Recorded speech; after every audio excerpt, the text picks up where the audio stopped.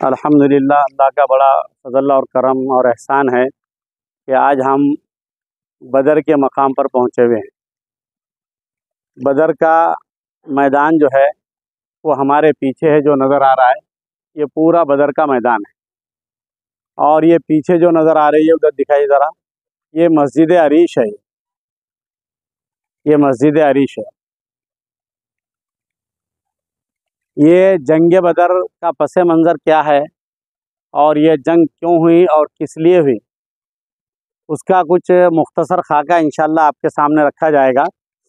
دیکھیے، جب مدینے میں مکۃ المکرمہ میں مشرکین مکہ کی طرف سے مسلمانوں پر ظلم و زیادتی کے پہاڑ توڑے گئے اور ہر وقت ان کو کسی نہ کسی طریقے سے تکلیف دی گئی، پریشان کیا گیا، راستوں میں غلاظت ڈالی گئی، جسموں کے اوپر غلاظت ڈالی گئی، اور جو ایمان لے آتے ان کو تکلیفیں دی گئی، ننگے بدن ان کو چٹانوں پہ ریت پر لٹایا گیا، لیکن اس کے باوجود وہ ڈگمگائے نہیں، بلکہ مکمل طریقے سے اسلام پر قائم رہے۔ یہاں بیٹھ جاؤ، نیچے تھک گئے تو۔ مکمل طریقے سے اسلام پر وہ قائم رہے اور ان کے پیر نہیں ڈگمگائے الحمدللہ۔ اور جب بہت زیادہ ظلم و زیادتی کے پہاڑ ٹوٹے تو اللہ کی جانب سے مدینہ منورہ کی طرف ہجرت کا حکم ہوا اور آپ صلی اللہ علیہ وسلم مدینہ منورہ چند صحابہ کے ساتھ پہنچے، اور مدینہ منورہ پہنچنے کے بعد وہاں پر آپ کا استقبال کیا گیا، آپ کے ساتھ بہتر سلوک کیا گیا، لوگ ایمان لے آئے اور مسلمانوں کو امن و امان اور سلامتی کا جو ہے معاملہ ہوا ان کے ساتھ۔ آپ جب مدینہ منورہ تشریف لائے تو وہاں پر دو قبیلے بہت مشہور تھے، اوس و خزرج، ان کی ہمیشہ لڑائیاں چلتی تھی۔ تو اللہ کے نبی صلی اللہ علیہ وسلم نے پہلے ان دونوں قبیلوں کے اندر باہمی اتحاد پیدا کیا، ان کو لڑائی سے جھگڑوں سے روکا، اور پھر سب کا ایک اتحاد بنایا کہ اگر تم پر کوئی حملہ کرتا ہے تو ہم آپ کے ساتھ ہیں، اگر ہم پر کوئی حملہ کرتا ہے تو ہم سب مل کر ان سے لڑیں گے۔ ایسا اتحاد مدینہ منورہ میں اللہ کے نبی صلی اللہ علیہ وسلم نے کیا۔ اب یہاں پر مسلمان آزادی کے ساتھ رہنے لگے تھے اور اپنی تجارت بھی ان کی چل رہی تھی اور اللہ کا پیغام بھی اللہ کے بندوں تک پہنچا رہے تھے، وہ خوشحال تھے۔ تو مکے کے لوگوں کو لگا کہ یہ مسلمان وہاں جا کر تو اور اچھی حالت میں رہ گئے، ان کا نام و نشان مٹانا چاہیے، ان کو ختم کرنا چاہیے۔ اس لیے وہاں پر اعلان کیا گیا کہ اپنا اپنا مال دو، ایک بڑی تجارت کریں گے اور اس تجارت کے ذریعے سے جو نفع ملے گا اس کے ذریعے سے ہتھیار خریدیں گے اور جنگ کی تیاری کریں گے۔ ابو سفیان کو قافلے کا جو ہے سردار بنایا گیا اور ملک شام کی طرف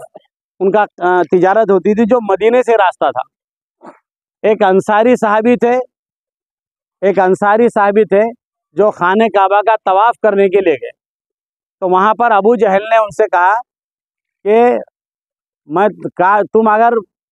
فلاں کے مہمان نہ ہوتے تو میں تمہارا طواف کرنا روک دیتا تھا۔ تو وہ انصاری صحابی نے کہا کہ تم ہمارا طواف کرنا روکو گے، روک کر بتاؤ، ہم تمہارا شام کا قافلہ روک دیں گے،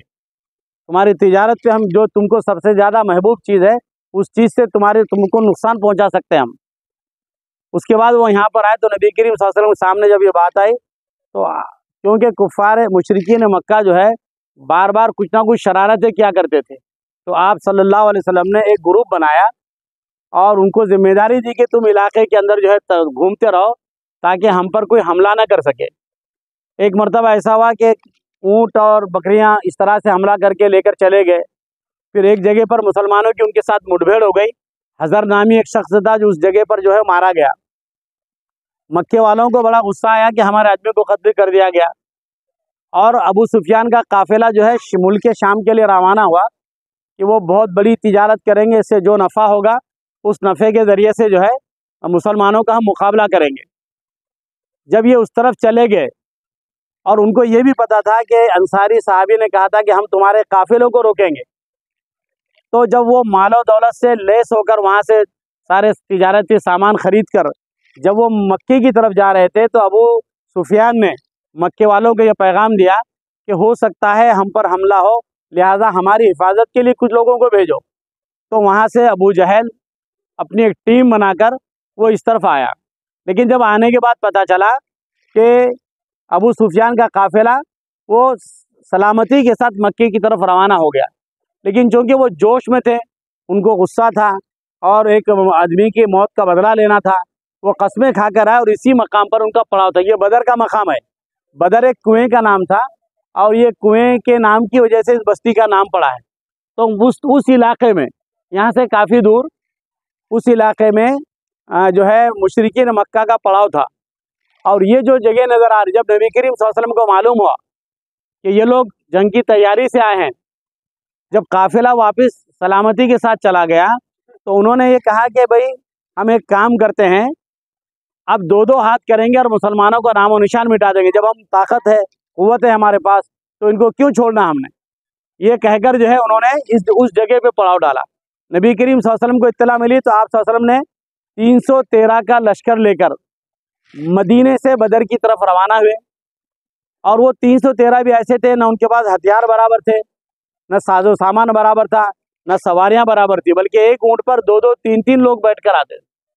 اور یہاں پر پڑاؤ ڈالا گیا۔ یہ جو مسجد نظر آ رہی ہے نا، یہ مسجد عریش ہے۔ اس جگہ پر ایک جھوپڑی بنائی گئی، صاحبان بنایا گیا، صاحبان کو عریش کہتے ہیں عربی میں۔ تو یہ مسجد عریش جو بنی ہے، اس جگہ پر نبی کریم صلی اللہ علیہ وسلم کا خیمہ بنایا، سمجھے کہ چھت ڈالا گیا ایک پتوں کا، اسی لیے اس مسجد کا نام مسجد عریش رکھا گیا ہے۔ اور جو بدر کی جو جنگ ہوئی، اس جنگ کی جو ہدایت ہوتی تھی وہ اسی جگہ سے ہوتی تھی جہاں پر اب یہ مسجد بنی ہوئی ہے۔ اس طرف سے جوش و خروش میں تھے، رات بھر ننگا ناچ کرتے رہے، وہ مستیاں کرتے رہے، وہ شباب اور شراب میں لوٹے پڑے رہے وہ۔ اور اس طرح علاقے میں جہاں پر نبی کریم صلی اللہ علیہ وسلم کا خیمہ تھا، آپ صلی اللہ علیہ وسلم جو ہے رات بھر اللہ سے دعائیں مانگتے رہے، صحابہ کرام رضوان اللہ تعالیٰ علیہم اجمعین رات بھر اللہ سے دعائیں مانگتے رہے، اور جب صبح ہوئی تو آپ نے پھر آسمان کی طرف ہاتھ اٹھائے اور کہا کہ اے اللہ، یہ تو نے مجھ سے وعدہ کیا ہے فتح کا، اپنے وعدے کو پورا فرما، ہمیں کامیابی نصیب فرما، ہمیں فتح نصیب فرما۔ اور پھر جنگ شروع ہونے سے پہلے نبی کریم صلی اللہ علیہ وسلم میدان جنگ میں گئے اور اپنی چھڑی سے کہا کہ عتبہ یہاں مرے گا، شیبہ یہاں مرے گا، جو ان کے سرداروں کے نام تھے، اور وہ جگہ بتا کر پھر اس طرف بھی جنگ کی تیاری اور اس طرف سے بھی جنگ کی تیاری، اور پھر اس طرف سے غالباً حضرت علی رضی اللہ تعالیٰ عنہ، حضرت عباس رضی اللہ تعالیٰ عنہ، 3 صحابی ہمارے طرف سے گئے اور اس طرف سے آئے، ایک جم کر گھماسان لڑائی ہوئی، اور اللہ کی مدد شامل حال رہی۔ اللہ تعالیٰ نے اس واقعے کو قرآن مجید کے اندر بیان کیا ہے، لقد نصرکم اللہ ببدر وانتم اذلہ، کہ ہم نے بدر کے میدان میں تمہاری ہم نے مدد کی ہے اور فرشتوں کے ذریعے سے مدد کی ہے۔ ابھی تھوڑی دیر کے بعد ہم جائیں گے تو یہاں پر ایک جبل ملائکہ ہے، ایک پہاڑ ہے جہاں پر اللہ تعالیٰ نے فرشتوں کو اتارا تھا، اسے جبل ملائکہ کہتے ہیں۔ یہ پورے علاقے میں سب پہاڑ آپ کو کالے نظر آئیں گے، صرف وہ ایک پہاڑ ہے جو آپ کو سنہرا نظر آئے گا، جس پر فرشتے اترے تھے۔ انشاءاللہ ہماری زیارتوں میں شامل ہے وہ، یہاں سے ہم وہاں پر جائیں گے۔ تو فرشتے وہاں سے آئے، اللہ تعالیٰ نے مدد فرمایا، اور مشرکین مکہ جو 1000 سے زیادہ کی تعداد میں تھے، اور مومنین جو صرف 313 تھے، بے سر و سامانی کے عالم میں تھے، لیکن یقین کامل تھا، ایمان مضبوط تھا، لڑنے کا جوش اور ولولہ تھا، اللہ سے، اللہ کے نبی صلی اللہ علیہ وسلم سے بے انتہا محبت تھی۔ انہوں نے اپنی جان کی قربانی دینے کے لیے میدان میں اترے، اور میدان کے اندر جب اترے تو اللہ تعالیٰ نے ایمان والوں کو کامیابی نصیب فرمائی، اور ان کو ایسی شکست فاش دی کہ ایمان والے جو تھے صحابہ کرام، 14 صحابہ، صرف 14 صحابہ اس کے اندر شہید ہوئے، اور مشرکین کے 70 لوگ مارے گئے اور 70 لوگ گرفتار کیے گئے، اور ان 70 لوگوں میں 22 ان کے سردار تھے، یعنی کہ مشرکین کی بالکل کمر ٹوٹ گئی اور ان کے حوصلے بالکل پست ہو گئے، اور ایمان والوں کے حوصلے بلند ہو گئے۔ پھر بہت سا مال غنیمت تھا، اللہ کے نبی صلی اللہ علیہ وسلم نے مال غنیمت کا مال سارا کیا سارا اپنے نگرانی میں برابر تقسیم کیا۔ اب دیکھیے 70 جو قیدی تھے، یہ وہ قیدی تھے جنہوں نے مکے کے اندر ایمان والوں کا، مسلمانوں کا جینا حرام کر دیا تھا، جگہ جگہ پر آپ کو تکلیفیں پہنچایا کرتے تھے، سکون اور چین کی زندگی گزارنے نہیں دیتے تھے، یہ وہ قیدی تھے۔ تو پوچھا آپ صلی اللہ علیہ وسلم نے کہ ان کے ساتھ کیا کیا جائے؟ حضرت عمر فاروق رضی اللہ تعالیٰ عنہ نے فرمایا کہ یا رسول اللہ صلی اللہ علیہ وسلم، یہ آپ کی جان کے دشمن ہے، یہ ہماری جان کے دشمن ہے، یہ آپ کو نہیں مانتے، اسلام کو نہیں مانتے، آپ اجازت دیجئے، ہم اپنے ہاتھوں سے ان کی گردن اڑا دیتے ہیں۔ اور جو جس کا رشتہ دار ہے وہ اس کو مارے گا۔ اس کے بعد اور ایک دو صحابی نے یہی رائے دی۔ اللہ کے نبی صلی اللہ علیہ وسلم نے حضرت ابو بکر صدیق رضی اللہ تعالیٰ عنہ سے رائے مانگی کہ تمہاری کیا رائے ہے؟ حضرت ابو بکر صدیق رضی اللہ تعالیٰ عنہ نے فرمایا کہ یا رسول اللہ، یہ سب ہمارے ہیں، ہو سکتا ہے ان کو ہدایت مل جائے، یہ ایمان لے آئے، بہتر ہے کہ ان میں جو پڑھے لکھے لوگ ہیں وہ ہمارے ان پڑھ مسلمانوں کو تعلیم دے، یہ ان کا فدیہ ہوگا، اور جو پیسے والے 1000 سے لے کر 4000 درہم تک ان کا جو ہے فدیہ مقرر کیا گیا کہ اتنا دے اور وہ آزاد کرا لے، یا پھر جس کی جیسی حیثیت ہوگی وہ آزاد کرائے۔ اللہ کے نبی صلی اللہ علیہ وسلم نے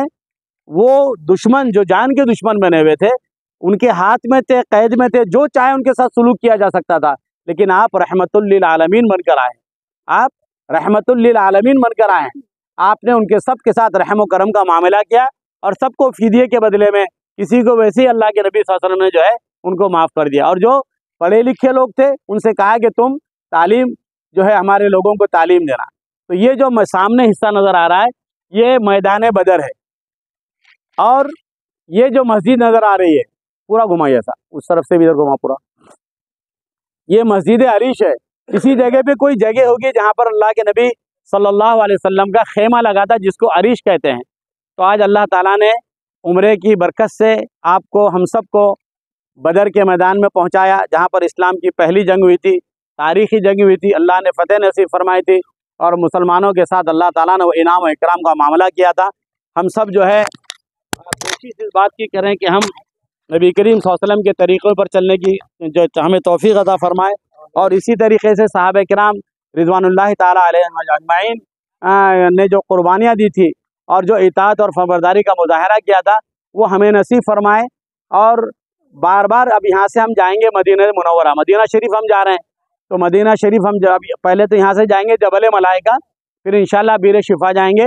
اور اس کے بعد مدینہ منورہ ہماری حاضری ہوگی۔ تو ہم جب یہاں سے جائیں گے تو درود شریف کثرت سے پڑھیں، ابھی سبھی پڑھیے، اللہم صلی علی محمد وعلی آل محمد کما صلیت علی ابراہیم وعلی آل ابراہیم انک حمید مجید، اللہم بارک علی محمد وعلی آل محمد کما بارکت علی ابراہیم وعلی آل ابراہیم انک حمید مجید۔